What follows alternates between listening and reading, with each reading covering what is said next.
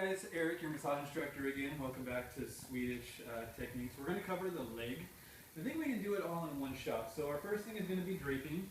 I'm going to grab the corner of the table right here, grab the border, and with this I just want to do a nice little zhuzh. I'm not exposing the client. What I like about this is I have a nice line right in there, so I'm not going to be fumbling for the sheet. If they try and start guarding, or they try and help you, I use a collapsed fist right in here, and I will compress into the belly of the hamstrings as I mobilize the foot laterally, side to side, give a little shimmy. At 45-degree angles, they're not going to want to contract. As you bring it to 90-degree angles, they might want to contract and help you, but hopefully compressing into the belly of the hamstrings will help, for them not to guard and not to help. Okay, your next step is I'm going to switch hands so I can come around, grabbing underneath the knee. With the elbow now, I can bring his ankle into my body, lifting this up really easily. I found the border and I'm able to swipe and pull up.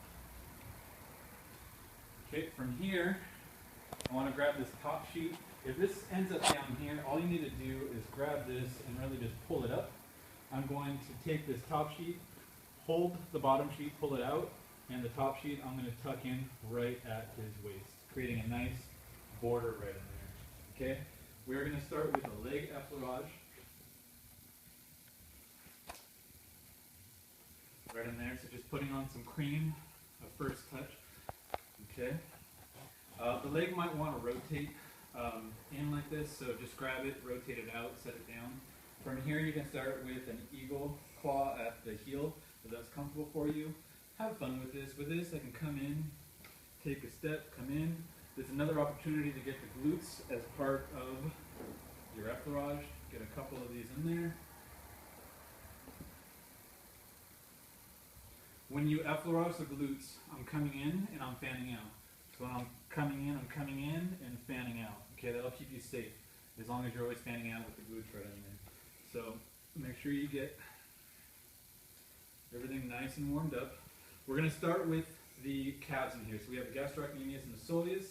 You can stand right behind your body position, just a couple body positions. With this, I'm tucking my thumb on the outside, my fingers on the other side.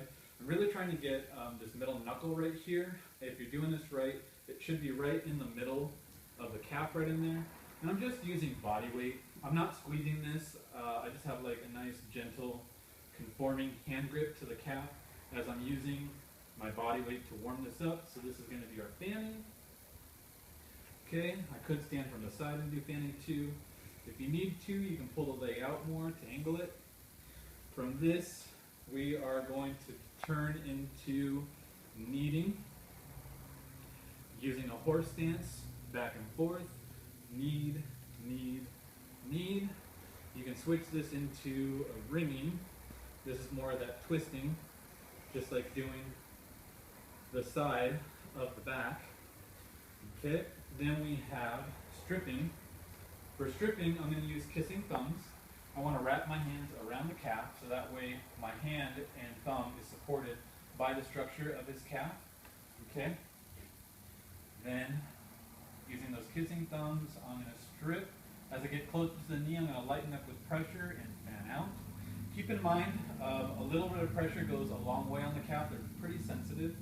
Okay, we want to do this 3 times. You can obviously go more. The faster you go, the less pressure you use. The more pressure you use, the slower it is you want to go. So that's going to get in between the 2 gastrocs.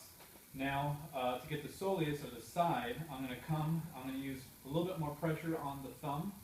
I'm also pushing the gastroc laterally as I'm getting more of the medial soleus, which lives underneath the gastroc. And I can switch to the other side doing the same thing, pushing the gastroc medial, getting more of the lateral soleus.